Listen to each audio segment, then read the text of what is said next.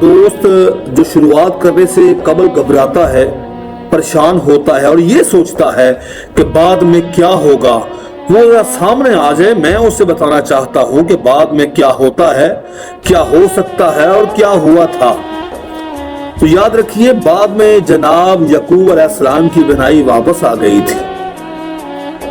بعد میں جناب یوسف علیہ السلام کو مصر کی حکومت مل گئی تھی۔ بعد میں جناب یونس علیہ السلام مچھلی کے پیٹ سے باہر آ کر دوبارہ تبلیغ اسلام میں مشغول ہو گئے تھے۔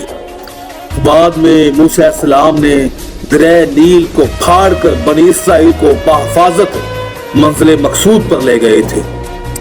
بعد میں طائف والوں نے اسلام قبول کر لیا تھا۔